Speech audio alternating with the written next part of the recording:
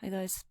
I found an absolutely fantastic talk that was recorded on to the internet by The Confidence here.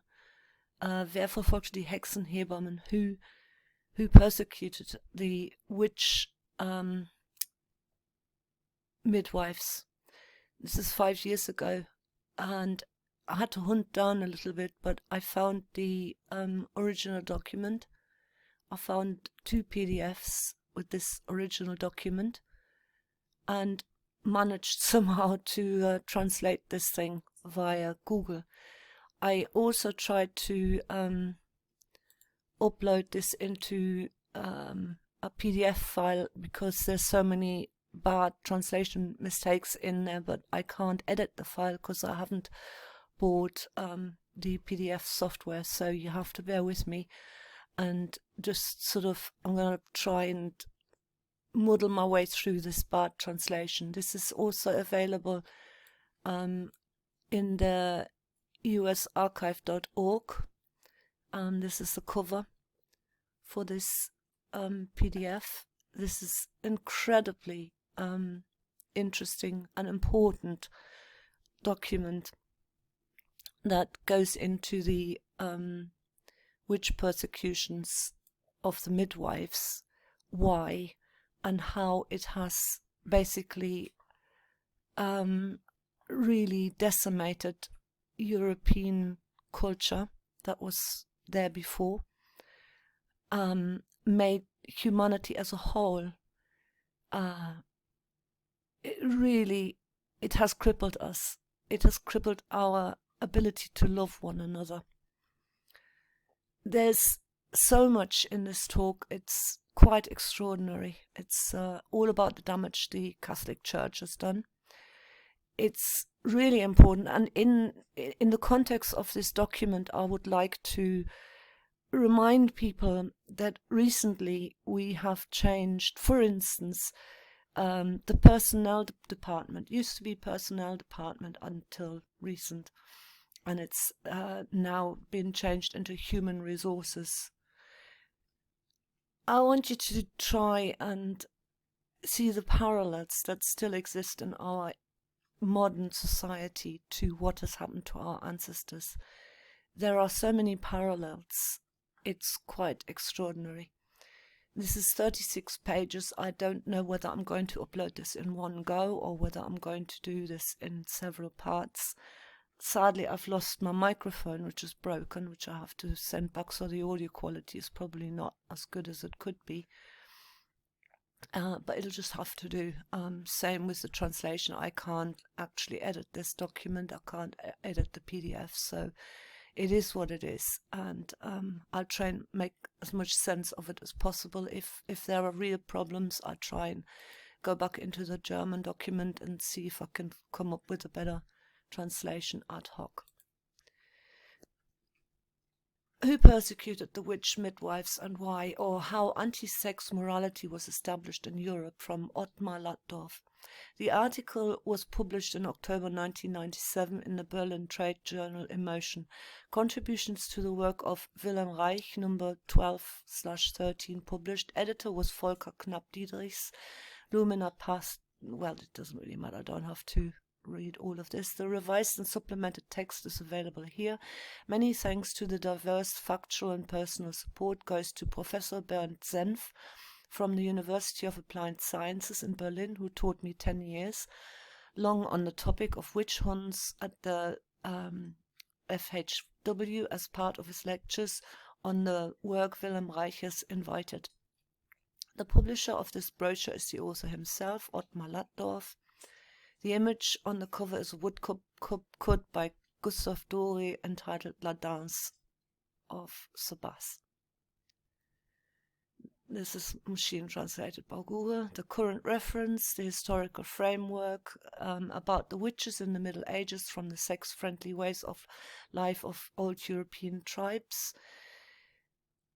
Medieval preventive health care, the bathhouse and other lewd customs of the serf people. in bed, contraceptives and women's independence in the Middle Ages, the incursion of sexual coercive morality, about the time when the Catholic Church was only formally sex hostile was turned, the plague and its social consequences, the murderous character of the Catholic Church before the witch hunts, like the economic interests of the Catholic Church of women, or how the economic interests of the Catholic Church of women. See, there's the first stupid mistake.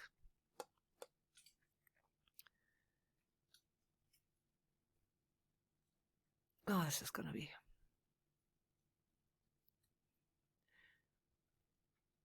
How the economic interests of the Catholic Church contradicted the interests of the women. The Catholic scholars, how the witch hunters treat their private fantasies as scientific ones. About the origins of the name Hexe, witch.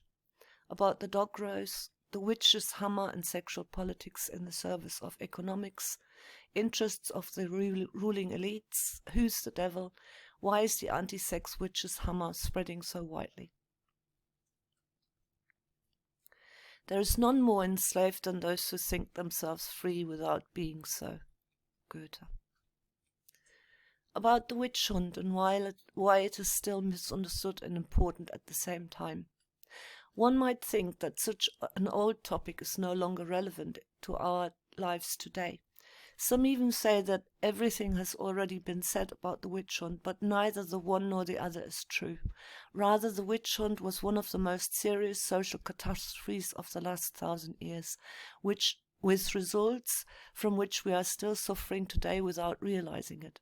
For example, we have to lament the loss of effective herbal contraceptives. Likewise, the neurotization of emotional life and the rifts between the sexes, even the population explosion or the emergence of the phenomenon of the masses, so that the mass explosion of people has something to do with it. Let me see if I can make this bigger. The time factor alone was immense. After all, the persecution lasted for more than 400 years.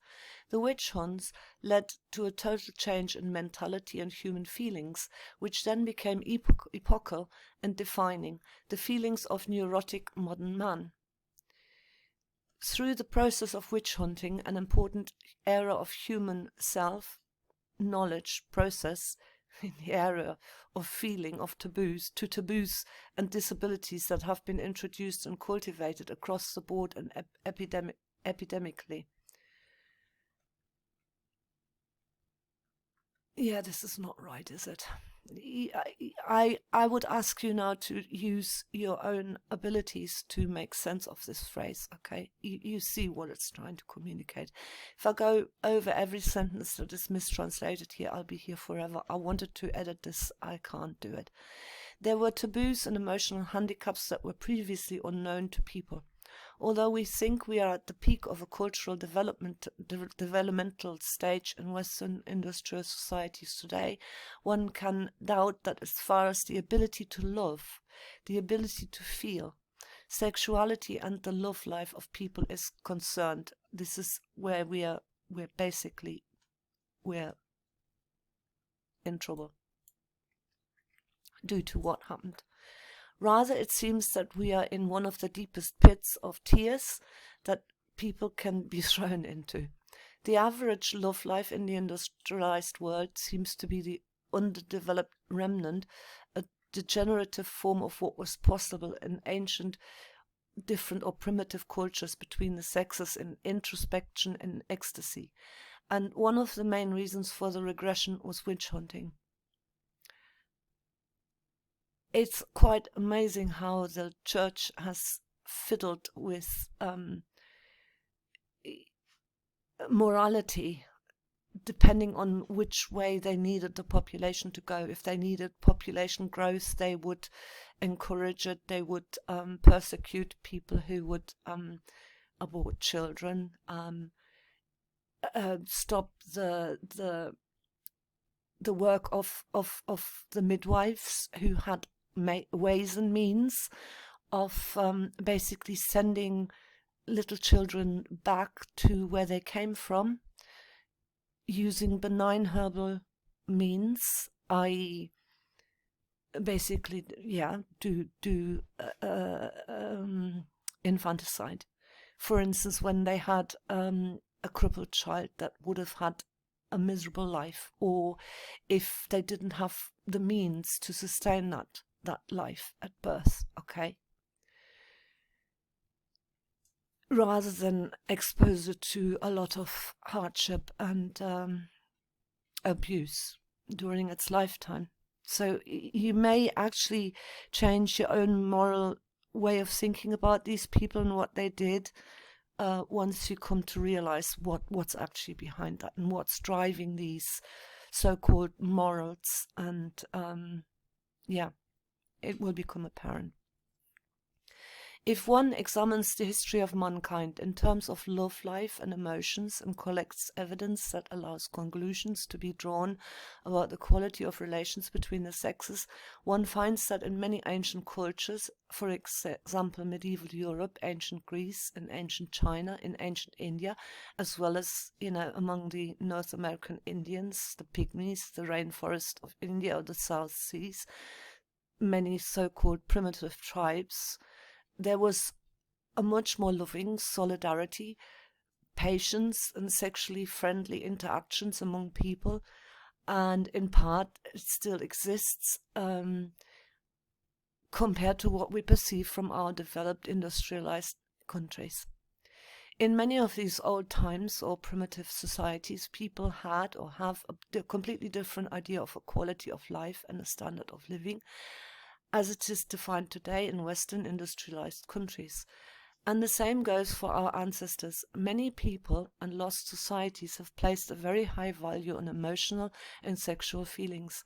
Also in Europe, before the witch hunt, many of these societies were or are, from an ethical point of view, amazingly peaceful, amazingly humane, and seemingly humanely sophisticated. Not all, but some. The complications between the sexes in the industrialized countries and the diverse psychological problems do not represent the normal standard within human societies, but are the exclusive typical feature of modern times and the spread of patriarchy. Here's all the subnotes, where again, please read them yourself. You can pause this, go up and see where they apply. So you should find the little number 1 here somewhere, referencing someplace up there. Here's number 2. I can't find number 1 now, right? I'll just continue. The cultivation of sexual power and human love for mutual edification and strengthening of bonds, as it was known from ancient India, ancient China, from matriarchal tribes, or even to some extent from the European Middle Ages, has disappeared as a folk mentality within capitalist societies. Such a move would also be damaging to the market. The cultivation of sexual power and human love for mutual edification and strengthening of bonds. This would be damaging to the market.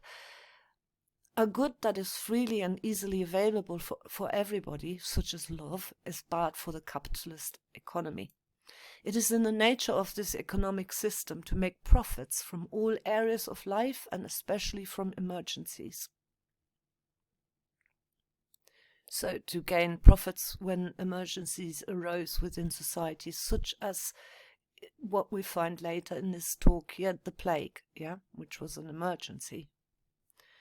The ruling elites learned in the early modern period that such vital energy as sexual energy, as that of human sexuality, can be used for control and structural purposes. And always throw the parallel to modern society and see what's unfolding and see what's driving it and see the purpose of it all and see where it's leading. This is important. I repeat, the ruling elites learned in the early modern period that such vital energy as that of human sexuality can be used for control and structural purposes. The destruction and irritation of man's ability to love, and the shortage of it, not only creates a new market, prostitution, the sex and porn industry, but also a completely different social and economic dynamic in the new mass society of bonded people. This is enslaved people, yeah? The ruling elites learned that the more someone was willing to renounce even their most elementary needs, the more effortlessly they allowed themselves to be commanded. But the anxious obedience that we all live with today has its price. Emotional complications in romantic relationships, in marriages and in families are an everyday mass phenomenon in industrialized countries today. In addition, without the possibility of repeated sexual and emotional satisfaction and recognition, the person falls into sadness, self-doubt and depression over the long term. He becomes mad, weird and mentally ill. As a result, people tend to unconsciously act out irrationalities and material compensations in the small social framework as well as in large politics. This material compensation for the unlived life, Kurt Tucholsky, is what the dumb economists at the universities describe as the standard of living of Western industrialized nations. It's basically the absence of true bonding between people, not just man and woman, but tribes, families, nations. The simple acceptance of this material Western standard of living as a desirable state of affairs for everyone, also known as the American way of life in its extreme form, has become a legitimation for the worldwide plundering and overconsumption of all the resources of the earth and of power of the people. Hang on. That should read, and of the power of the people, right? So again, try and make sense of this as we go along. In the case of heroin addicts, one would speak of commercial crime at this point.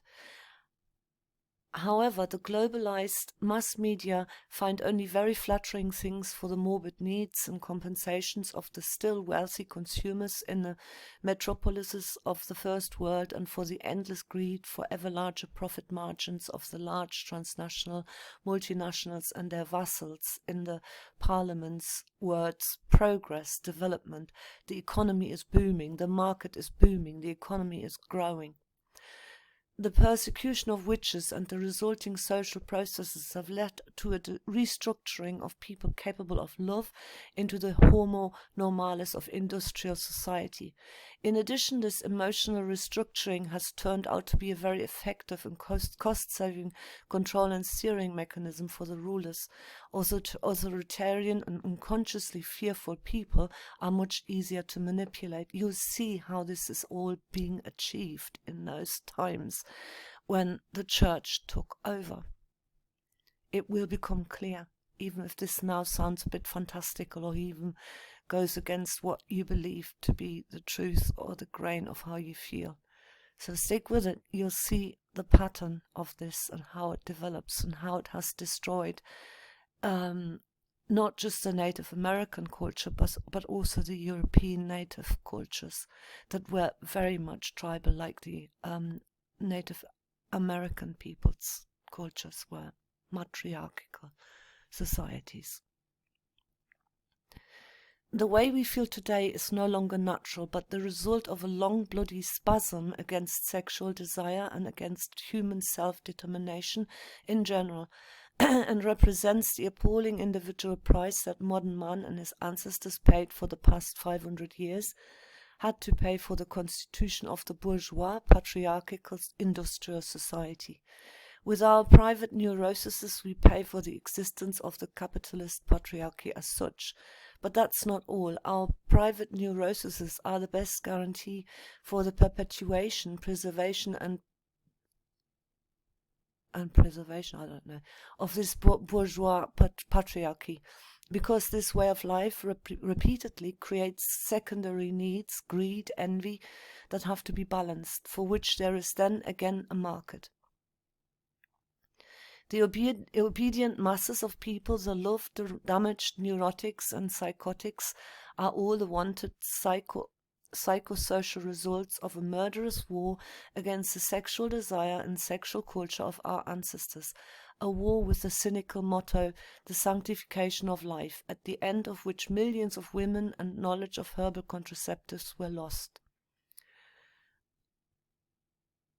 A war waged, and you might think we're over-sexualized now, but you see, this is all being funded again as a way of controlling populations. And this is the pattern that you see emerging when you stick with this, when you bear with this and realize how this is an ancient way of controlling people, where it came from, how it was implemented. It explains an awful lot of what's going on today. A war waged by the Roman Catholic Church in Europe in early modern times to increase birth rates in an historic emergency. This was after the Black Plague. In a 500-year bloody struggle, women have been drummed into the biological desire for children, no matter what the situation in which they lived. Pleasure sexuality has been reduced to the reproductive function, and everything else, singing, dancing, being lewd, has been made a crime punishable by death. And although wars abound in our history books, no textbook teaches us about this crucial war for the minds and hearts of men. A war that continues and is cultivated to this day, although the decisive military terrorist phase was in the heyday of witch hunts, approximately 1450 to 1650. And it was a war preceded by a propaganda battle unparalleled in history at the time, but emblematic of propaganda campaigns today.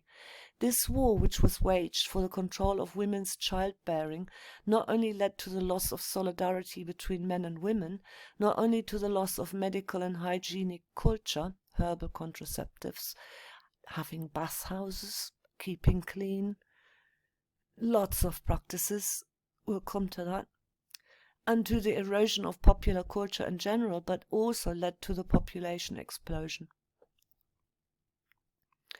After there was an excess of children, a new form of public interference in man's sexual life was installed. The education of children was born. In the course of the witch hunt, the pedagogy and sexual policy was first felt, developed and cultivated by the monks and henchmen of the Catholic Church. The subsequent installation of fear in our souls through black pedagogy, the promotion and establishment of stupidity, and the establishment of a moral authority, a kind of brain police. What does that sound like, guys? Today, anyone? This is how it got implemented. This is the same tactics still in place.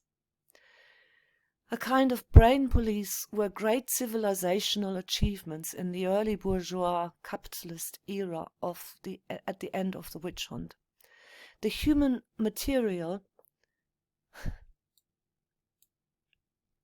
not personnel department, but human resources department. The human material, Gunnar Heinsohn, was adapted to the technical and economic requirements of the burgeoning bourgeois capitalism in the course of modern times. There was also resistance to this, but the private neuroses of an elite, the rulers of the Middle Ages, generalized, spread as a social plague, and ultimately led to the use of time clocks and punch steps. The modern man, the Homo normalis, did not simply grow into today's history as organically and evolutionarily as one would normally imagine, but he was once murdered and bred over a period of 500 years. This is important to understand because modern man in industrial societies is challenged more than ever to act in accordance with the humanistic standards he acquired in the 20th century. The lack of consciousness and the deformed basic emotional structure of modern man, the so-called subjective factor, as it was analyzed in 68 times, represents one of the biggest main problems on earth today. The people in the third world are already trying to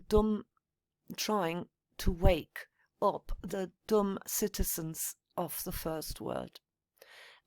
The moment it is up to us, the emotionally underdeveloped people in the industrial metropolises, to recognize and act on the problems that this capitalist patriarchal economic system has created globally, not only do the sensitive spirits in the industrial metropolises suffer, the whole planet suffers, people suffer, nature suffers. I think we can all see that, right? And you'll see where this has all come from and how it develops.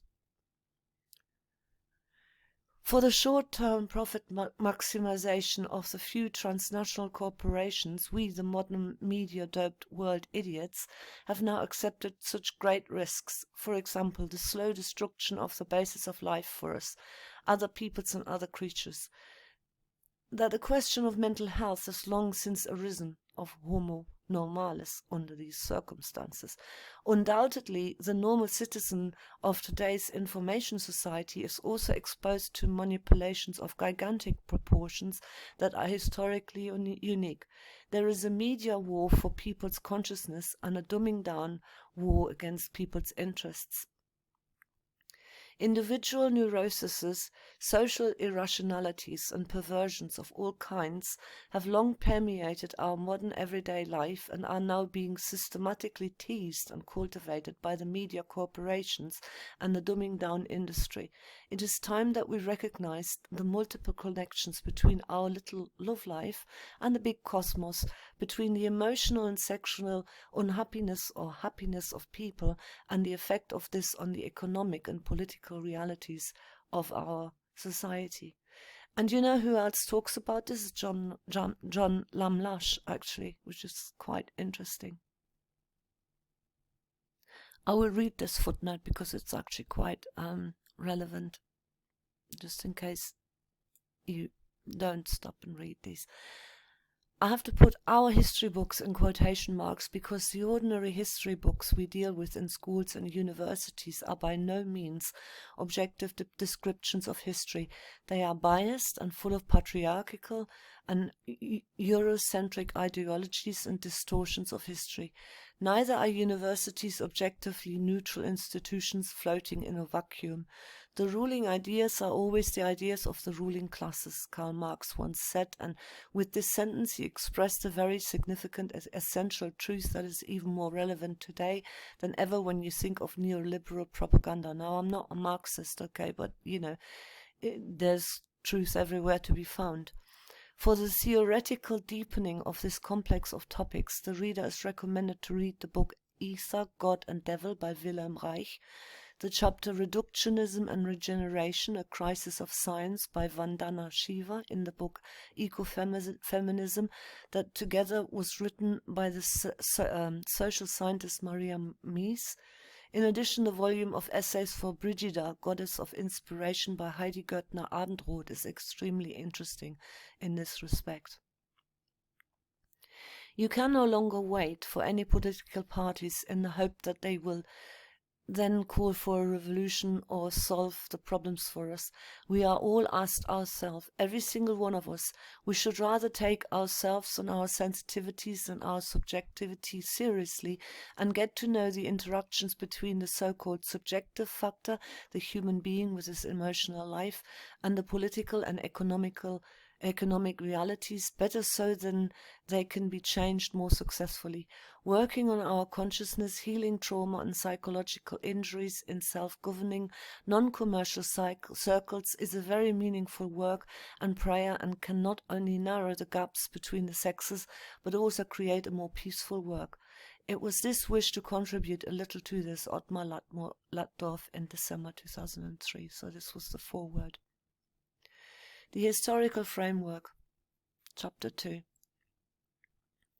If you want to understand the present as it presents itself today, then as a questioning and researching person, you cannot avoid dealing with the past.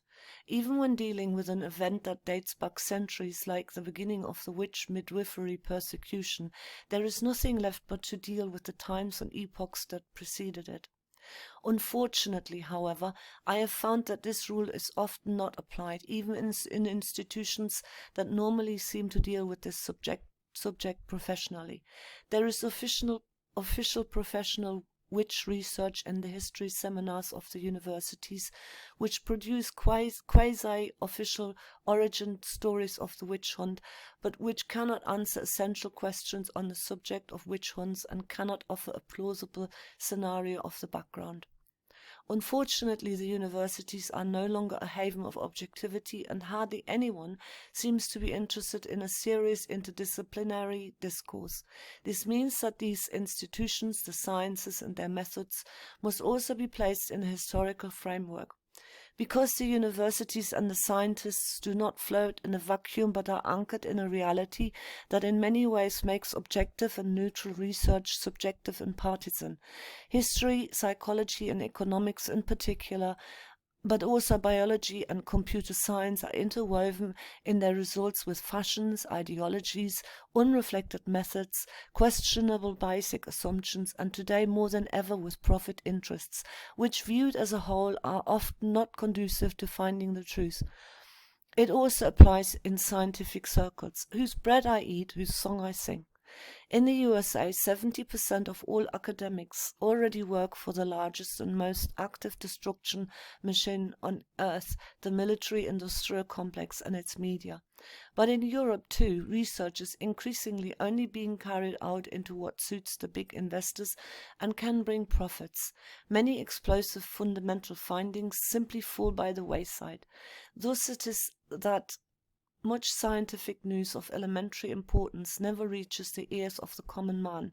There is no censorship, but the academic mainstream also has many filters. This is one of the reasons why many things that are politically incorrect are only discussed in very small internal circles. In order to understand the persecution of witches and midwives and to understand sexual enmity, I will base myself on 3 such historically based but scientifically proven sensations. Firstly, in archaeology and in prehistory and early history, a so-called paradigm shift is now looming, since newer interdisciplinary research results cannot confirm an old opinion, namely that there has always been war between people. The native Bolton and former professor for European archaeology, Maria Gimbutas, died in 1998, the philosopher and historian Heide Göttner-Abendroth, the geologist Wilhelm Reich, specialist and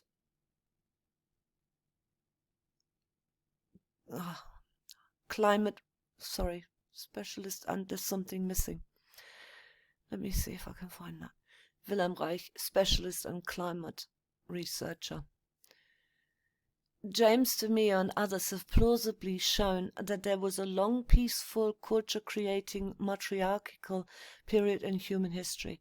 The established academic mainstream remains silent, defaming one or the other researcher, but without addressing the arguments of Abendroth, DeMere, or Gimbutas and others. Since the societies of this pre-patriarchal time, around 3,500 to 50,000 years before Christ, were structured according to completely different principles of order than we know from our patriarchal societies today, H.G. Abendroth describes this time as matriarchal. Now I find this very interesting. I've got a climate channel that I'm following. He compares climate data as far as back as we can sort of look at, through the ice records that we have, and there's a correlation between what's going on at the moment on the planet to this time period of about 3,500 to 6,000 years ago, which I found really interesting, which kind of made me sort of listen up. Also, this is apparently, I've pointed this out so many times, 3100 BC, it started with Pharaoh Nama, who started showing steles of him having slavery, whereas before that there were mainly pastoral scenes depicted in ancient Egypt, and none of these violent, horrible, warlike depictions were to be found. And this is also the beginning of what we call the Kali Yuga. Enough said. Likewise, cultures and societies that still exist today and that we sometimes only perceive as so-called primitive tribes can be described as matriarchal. In this context, the economist Bernd Senf, who teaches at the Fachhochschule, I don't know what that stands for. It's a faculty. It's a university in Berlin, speaks of loving cultures, a paraphrase that comes very close to an essential feature of matriarchal societies and is more understandable. I might link these up actually. I would love for you to find the videos that are uploaded by Russell Means, where he describes matriarchy. Russell Means and his pearl on sacred feminine and the gender roles, how to be a matriarchal father. Russell Means, this may shock some. And God gave them dominion over the earth. Please again hear Russell Means. Russell Means about women and matriarchy. This was 144th recording back then. I've done so many thousand recordings. Anyway, I might link these underneath this video for people who might want to delve into this a little bit more deeper.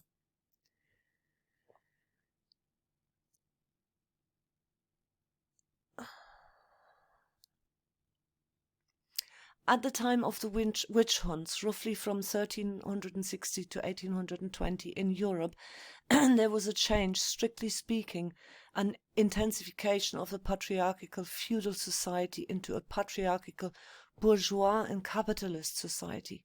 The feudal period was in many ways less patriarchal and less dark than is commonly believed, although the Middle Ages were also very male-dominated and patriarchal, and although the unfree peasants and serfs were not allowed to leave the soil, it was still a little bit more free.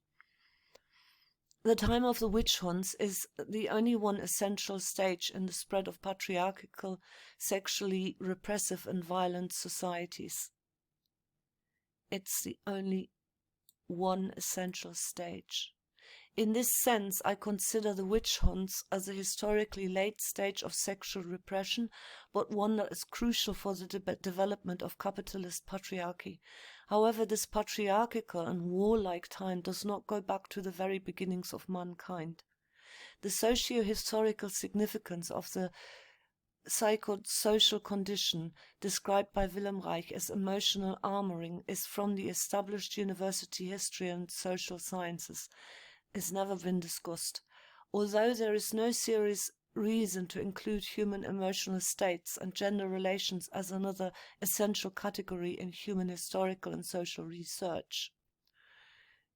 The therapeutic practitioner and social scientist Willem Reich, I don't know, that's all broken. Let me see. None of this lets me edit it.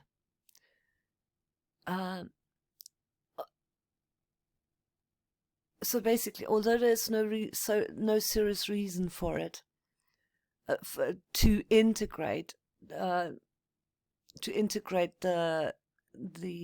emotional sensitivities and the gender relations of the people as a further essential category in the history of social human research, the therapeutic practitioner and social scientist Willem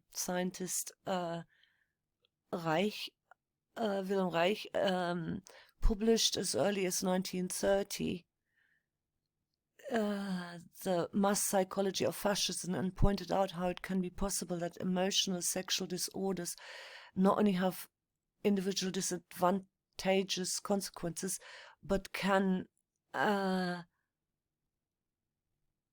basically cause a social epidemic that prepare the social groundwork for irrationality and violence, something like that. I wish I could go in here and click around and tidy this up. I can't. You get the gist, don't you? Sorry. I'm also quite tired. It's 1 o'clock in the morning, but I see this as a labor of love, so I continue best as I can. Um, so yeah, this disorder can basically lay the groundwork for social irrationality and violence. Even today, 50 years after the death of Wilhelm Reich, hardly anyone pays attention to the individual basis and the history of the emergence of social irrationality, although it is obvious in our civilized societies, and we encounter it every day in politics and business. What comes to us today as sexual and interpersonal emotional disorders in people is not just the necessary and unforced consequences of the Christian Occidental faith, but above all the result of church and state murders that lasted for centuries and primarily affected local women. The emergence of sexually hostile bourgeois and authoritarian child education is itself the gentle progressive continuation of the pious and historic the fires that they threw the witches on, the pious, the funeral pyres, and historically not the beginning of the destruction of civilized people's ability to love. I want to also sort of, just throw another link back to the persecution of the little women that had the knowledge of preventing pregnancies, of healing. Haven't we got the same thing going on today, where again, people like me who say, use the herbs to heal your animals are being frowned upon, being ostracized, the weird woman on the hill, I'm sitting here all by myself in my little corner, and we're still in it, people. Also, check out the footnotes again. I just took a little break, so I don't know whether I've read this, so I'll read it again if that's the case.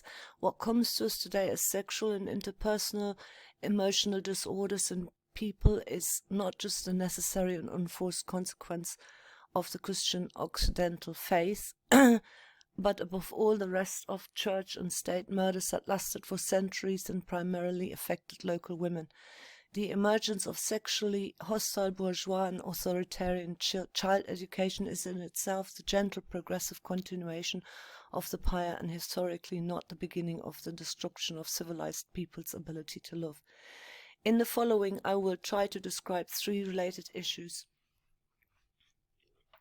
Insights into the social structure of medieval society with regard to the sex economy of man before the witch hunts.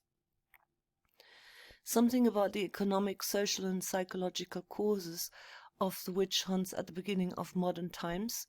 Something about the development and the background of the misogynistic and sexually hostile delusion in the theory forming upper class of society at that time. Lots of important details and references to the economic, social, moral, sex economic processes that explain how and at what time the human animal could become alienated from its biological and loving nature. In any case, this did not happen voluntarily. It also seemed reasonable to me to assume that the feudal and modern patriarchs were not a socially homogeneous society. So I'm not talking about class-neutral people, but in the Marxian sense, I'm assuming in one case members of the parasitic upper class and the other case members of the subjugated peasant lower class. This distinction allows the separate investigation of the different areas of society, because as far as social behavior, moral values, self-image, education, emotional sexual behavior patterns and the type of socialization of people are concerned, the ruling upper class differed enormously from the subjugated and dependent population.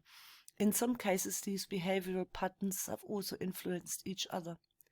The spread of sex-repressive patriarchy with all its psychosexual, social, economic and ecological disadvantages is by no means a completed historical act in times of globalization. To this day, it is an ongoing dynamic process that merely has different forms and different dimensions than 250 years ago or at the beginning of the modern age or before antiquity. Let me remind you that the effects of global climate change or of the global extinction of species, the spreading deserts, the destruction of the rainforest, the increasing poisoning of our habitats, and the increasing impoverishment of people in the metropolises and in the so-called Third World, the brutalization of political mores, especially by the USA under the thumb of the big banks and the transnational corporations. Again, important footnotes. About the witches in the Middle Ages, or of the sex-friendly remnants, more archaic habits of European tribes.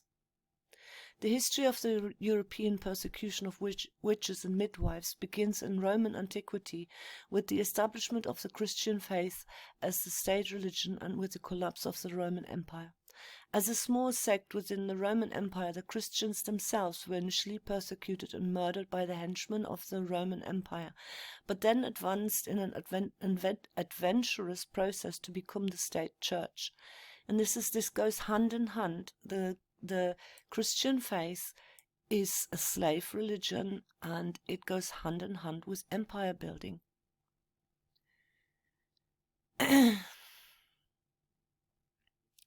That was in the year 400 AD. The Roman Empire had to record an unbearable decline in population, and attempts to increase the number of slaves were unsuccessful. Because the female slaves were able to successfully defend themselves against pregnancy and childbirth, they had the appropriate herbal remedies at their disposal. Only a different reproductive morale of the subjugated slaves could have set the course for the collapsing empire. The Roman Empire as a political entity collapsed around 480 AD, together for lack of manpower, but not without having started the feudal tax economy. The feudal tax economy was a new form of economy that accommodated the economic vital interests of the subjugated and slaves to such an extent that they could at least be willing to reproduce themselves.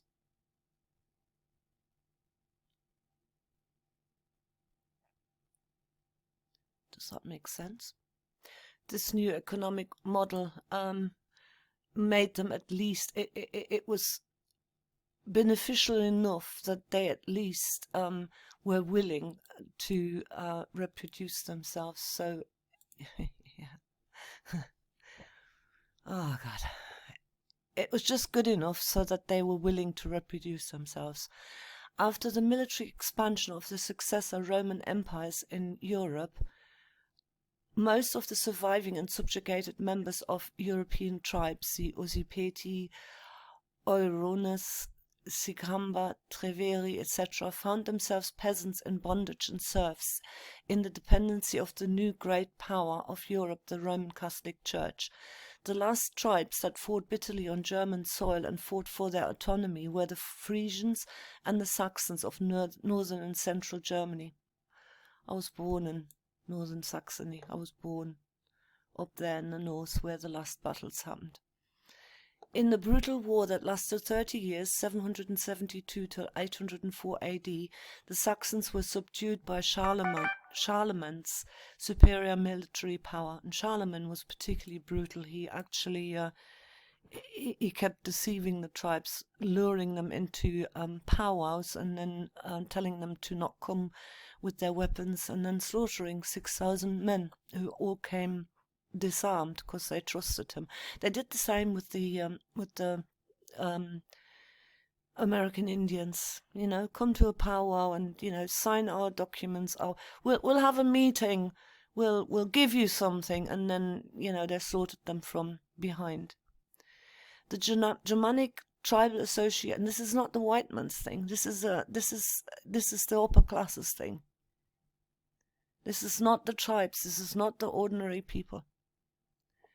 The Germanic tribal associations that had grown organically over the centuries were destroyed. The tribal religions were banned, and forced Christianization was ordered and carried out. These measures can be compared to the murder and subjugation of North American Indians by the USA in the last 250 years. They were just the last to be conquered.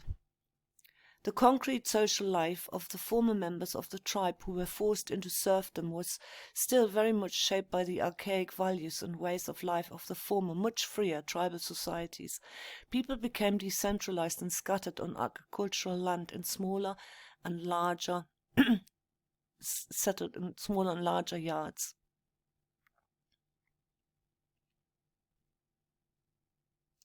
Population declined. This is all about population management, by the elites.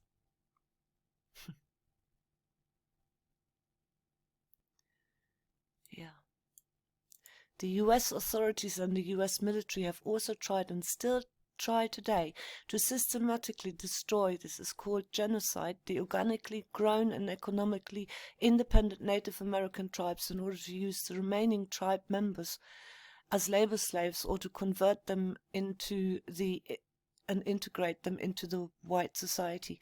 But the red resistance has been unbroken since the 1970s. Cayenne elders in the so-called Elder Circle even called for USA out of America. See the historical work of D. Brown, Bury My Heart at the Bend in the River, and the current and very sensitive description of the situation of today's Indians by Alexander Buchenreiter. Our end is your downfall.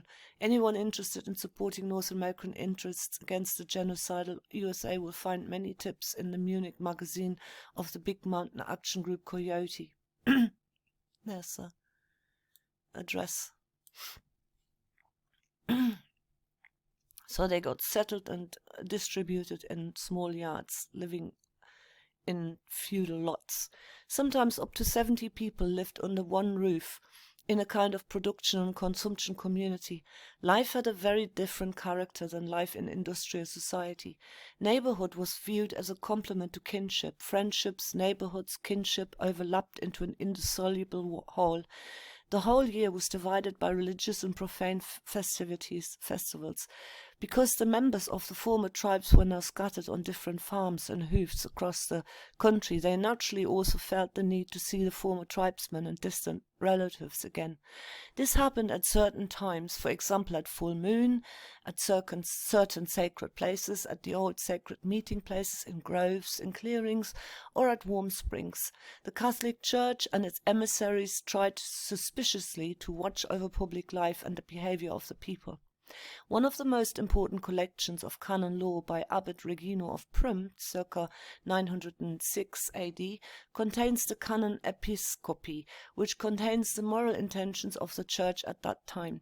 Pagan practices were described in this body of law on the enforcement of Christian worldviews among the population of the time, which were outlawed and should be eradicated. Thus in this book there is talk of vows on trees, springs, and on certain stones, which were treated as altars and decorated with lights, candela. Such trees, it is ordered, are to be dug up with their roots. Likewise, the pagan sacrificial stones are to be removed. At the beginning of January, pagan customs should be avoided, and one should not believe in lucky or unlucky days or in the influence of the stars on human fate. No work may be started with the magic spells or symbolic actions. Thus, when collecting medicinal plants, one may only recite the Our Father and particularly also the Creed. Now, this is interesting, isn't it? Because, we're being bombarded by magic spells and symbolic actions. By what? By our media, by Hollywood, by everything that puts into our minds what is supposed to happen, which will bring beneficial results to the ruling classes, because they know the magical nature of our realm. So it's good for thee, but not good for us. It goes on to say, citing a council resolution, that Christians at the wake for the dead must work with fear and reverence. Magical songs, jokes, and dances on such occasions are said to be inventions made by pagans on the teachings of the devil. The faithful abbot also asks, have you drunk any magic drink from herbs or for other substances in order to remain childless, or have you tasted it, de semini viri? With it, he falls in love with you. So magic spells to make somebody fall in love with you. The book reflects on and prescribes the normal everyday behavior and the culture of the subjugated unchristian pagans, which besides rural people was also a designation for someone who worshipped the pagans. Pagan means country dweller, by the way.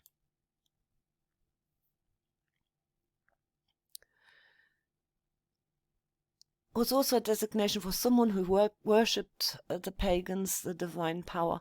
So these pagans, descendants of the destroyed and militarily defeated Germanic tribes, gathered on certain days of the month of the year at very specific places in nature to maintain their old cultures and traditions, which were part of their identity.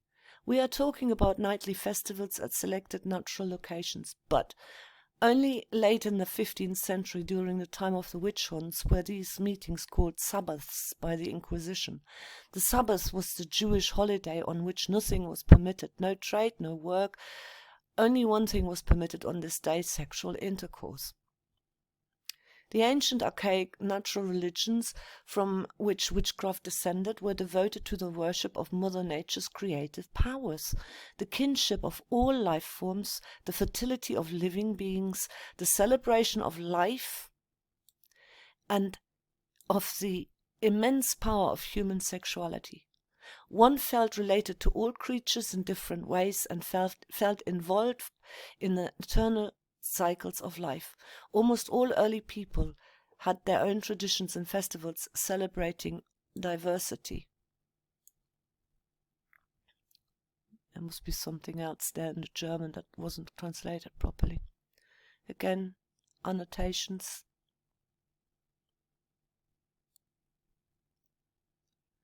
See also the words in the German language ending in heit or kite. Beauty, health, illness, reality.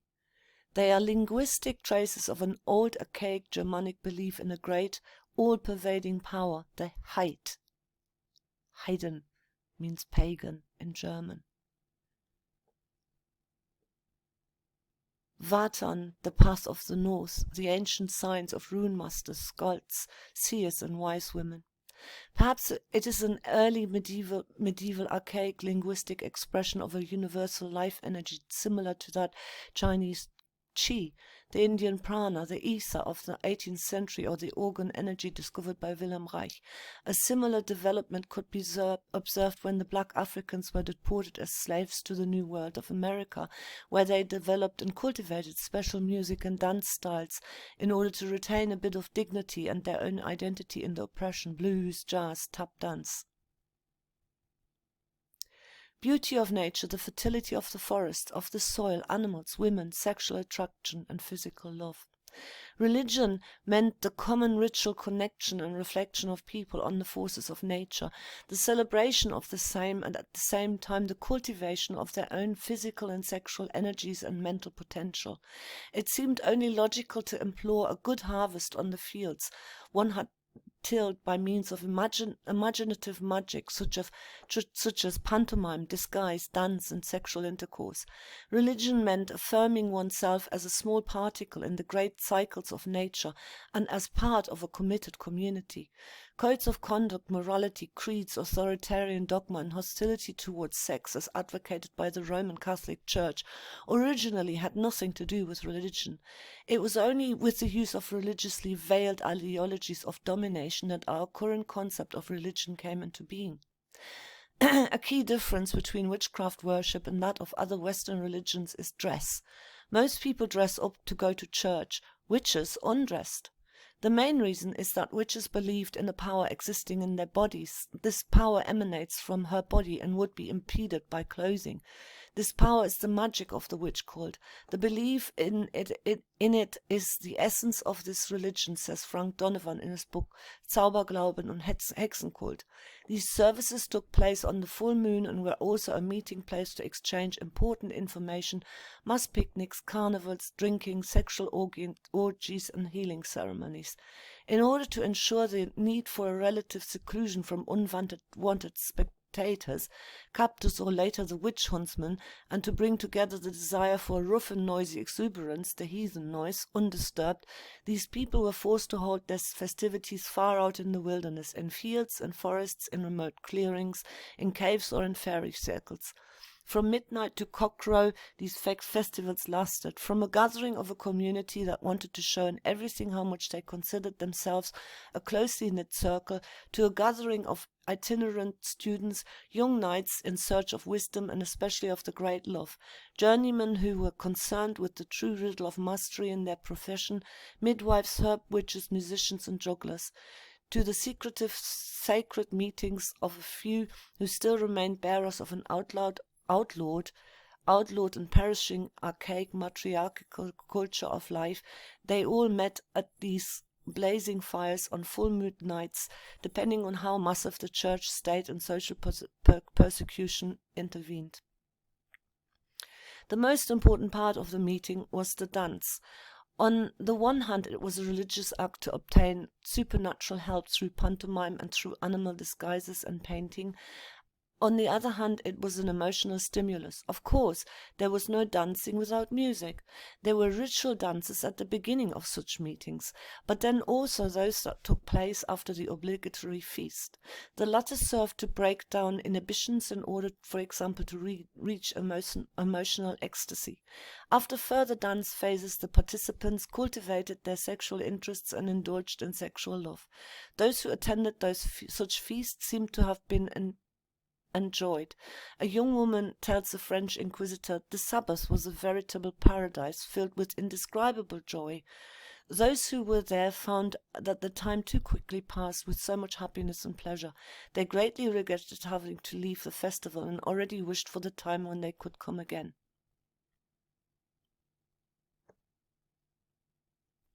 Here's an interesting annotation. The Wise Women, The Witches and Their Healing Knowledge, Basel, 1982, page 206 and 213, and page Donovan, page 96. Heide Göttner Androth writes in her Hagia programs that in olden times such festivals were held in honor of the creator goddess Akka, the goddess of life and wisdom, with songs, dances, and scholarly discussions. Academia were called. These festivals are very old and took place at the summer solstice and the winter solstice. Academia was also the name of the sacred groves where the wisdom of Akka and other goddesses were taught and celebrated. The modern idea of the academy later developed from these celebrations. The Sabbaths lived on as folk festivals for centuries after the witch cult had been driven underground. An example are the May festivals that were celebrated throughout the 18th century. These festivals had no conscious religious significance, but masks, feasts, dances, and free love were part of these celebrations. It's now 2:20 in the morning. I'm on page 13 out of 36. I'm going to make a break. I'll stitch these together afterwards when I'm finished with all of this. Also, if anybody is interested in this English PDF that I've now created, you can contact me. I'll send you the PDF, and if you're interested, you can read this out for people. So we spread this if you're interested. This would be a really nice thing to do, actually, people. If other people would make videos and spread this, because I think it's important for us to understand our history. Okay, let's continue. Chapter 5. Medieval Preventative Healthcare. A variant of these nocturnal gatherings were the wild baths at warm springs. It's reference the May baths, and later in the towns and villages the so-called bathhouses appeared. However, these meetings in these village and town bathhouses had an even more secular character. Preventative healthcare played a major role. Popular medicine was less concerned with the rescue of the seriously ill than with being filled with great power, which was meant very specifically. The conventional medicine we know today did not exist in the Middle Ages. In cases of illness, injustice or childbirth, the poor population consulted the experience-wise woman, the saga, beneficia, belladonna, or also known as custom women, who knew the customs of healing, sometimes also of destruction. Such above-average talented women, standing in a long archaic tradition, had a high and also feared reputation. independent of their social position in the village. They were familiar with the manners and customs exactly according to the regulations, knew how to put together rhymes and sayings for child baptisms, weddings, and funerals, and helped to create a good atmosphere at weddings. Since their special talent mostly extended to the field of folk medicine, to magical healing and incantations referred to as need in the southern German vernacular, their designation as custom women explains itself. It is very important, according to the archaic idea, that one first lets the joy of life rise up in people who have somehow gotten gloomy thoughts. Only then are body and spirit ready to absorb the good forces of nature anew. The same informant from whom this quote comes tells the folklorist Sergius Golovin about the members of the tribes of their homeland who still had the power to procreate at more than 100 years. If they felt a little unwell, then they didn't wait at all until they fell into despair, thereby completely poisoning their bodily fluids, and then subsequently became victims of some plague. Her tribe prepared for the frail elderly when they were so important to them that they wanted to keep them still on earth. With the waxing moon, a beautiful party. Music was played for them, and the young girls of the tribe danced for them. If the old people were happy to be alive again, if they even laughed and danced themselves, then the danger was averted for the time being, and they could behave like young people. I saw that my grandparents were hanging out with a lot of young people in the village that I was born, and it kept them young. The mind bud was also supposed to renew the life forces of the healthy in such a way that they not only didn't get sick for a whole year, but were allowed to fully enjoy their existence. The healing should last 12 months, then the month will come which will bring misfortune. One must devote this 13th month to health and awaken all one's vital forces in May. Then one can be assured of staying strong and healthy for the next 12 moons. The cures at warm springs or in the village bathhouses, together with the amusement given by the bathing maids, included not only continuous bathing in the tubs with pure spring water, but also participation in the great bath of rejuvenation, which the whole of nature embraces, granted in order to be able to begin with their fertility in the new spring and summer. One had the idea that even the air of the merry month of May is healing. The morning dew with which one washes oneself and which one collects is even more healing, as is a bath in the night of May or in this early morning with a special effect. Interesting, isn't it? Because we now find out that water is holding memory,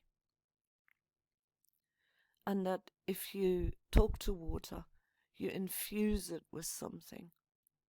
Hence, you have these experiments where people talk to rice and water, and the one where you're projecting love into doesn't rot. Isn't this interesting? Are we rediscovering what our ancestors knew? Body parts washed with the maitau would not age for a year. However, it was considered bad to talk while washing.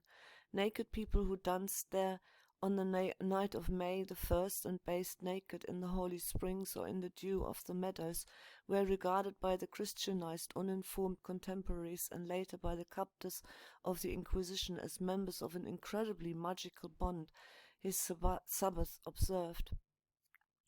Wise women and bathers' wives were responsible for this popular health care, and they were also of the opinion that in May one can lose any tiredness and weariness associated with life only if people found joy in the opposite sex again.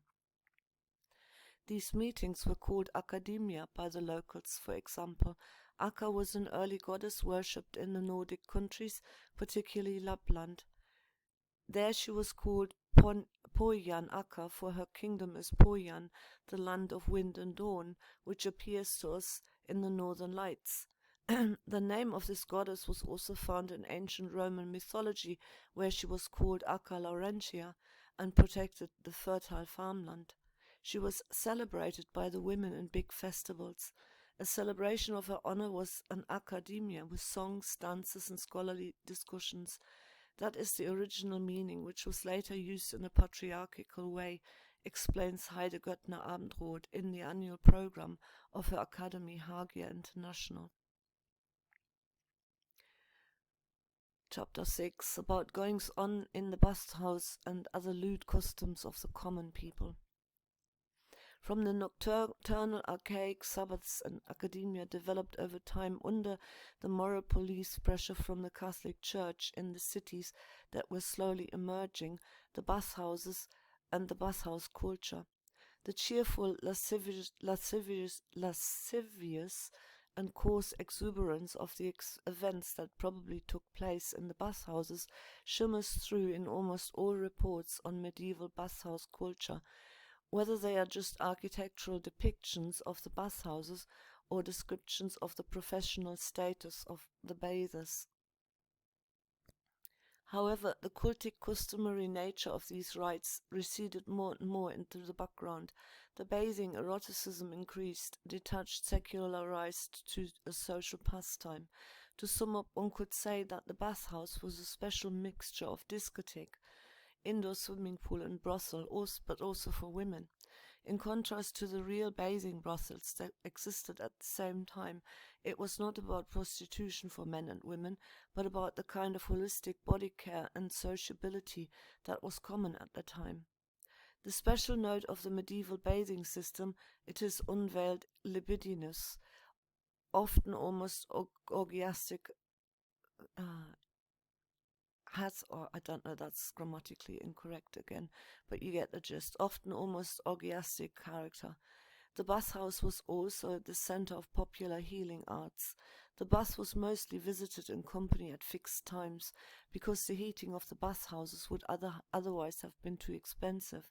The way from the dwelling in the village to the bathhouse was often covered only with a hip scarf or unclothed. During and after the bath, people ate, drank, and sang together, and whoever felt like it was allowed, depending on their inclination, to frivolous amusement or the wildest erotic exuberance pursued. Contemporary sources keep mentioning that there was definitely equality between the sexes. It's interesting as well what what's his name now? What Russell Means had to say about divorce in Native American societies, where evidently if the woman was, it was literally, it's on his tape what he's saying, if the woman was displeased for any reason, the man had to just pack his bags. So if he wasn't being able to sexually fulfill her, it was quite all right for her to say, I don't like this. He had to pack his bags, and she kept all the stuff. Now, it's what these societies were completely different, and I find it's difficult for us to judge this, as good or bad. Like, just let it sort of work its way into your imagination, and try and place yourself in that time, and how would that affect how you feel about life. The man wore at most a tight loincloth, the so-called niederwad, or just a so-called wadel, a small tuft of brushwood, in his hand to cover his genitals when he got out of the bath. The woman's clothing was equally negative in nature. She consisted of the so-called bather, an apron that only covered her scantily. Woman was even characterized by the fact that she showed herself naked to the public much more often than man, but the woman did not refrain from dressing in a different way. She accentuated her nudity by undressing herself, basically. She achieved this by the most careful construction of her hairdo and by putting on sparkling precious jewel in the bath, necklaces, bracelets, and the like. Now she was the undressed piquant lady. From the original necessity, one has thus made a virtue for the amusement of oneself and others. This custom of both sexes bathing together and the women being more frequently completely naked prevailed undiminished until the 13th and 14th century. Many bathing rooms had one or more chambers in which a sufficiently heated couple could withdraw at will in order to bring the game that had started in the bath to the desired end, there for both parties. It was believed that during the hour-long visit to the bathhouses, one's strength and juices got moving, and thus the best conditions for maintaining health are created. If this is promoted and flanked by sensual performances of all kinds, it was about stimulating all senses, including the sexual ones, and illustrates that in ancient times folk medicine and the art of merrymaking, such as music, dance, theatre, represented a large inseparable unit. The bathmaids were not prostitutes for sale, but belonged to the women, who were not only familiar with the correct use of good water or special herbal mixtures, which was probably a real science, but they were also experts in dance, music, singing, massage, and enjoyed a great reputation in this respect. From the 14th century, we know from monastic circles about the baths in Wiesbaden that they are the festival of the abdomen, public house of Venus, Toy, and the devil. At that time, it was said that even very respectable women would benefit from a visit to these places, returned home as devil women. Also from the traditions about the alpine baths, one still knows of wafting vapors, which together with the music and the dance of the bathing girls put the people in the water in a mood that they believed they be in the earthly paradise and everything around them to be beautiful. Not this prudish society, is it? It's really different. We don't really know. We don't get told enough about what those times were like. We only get fed the one side of the story.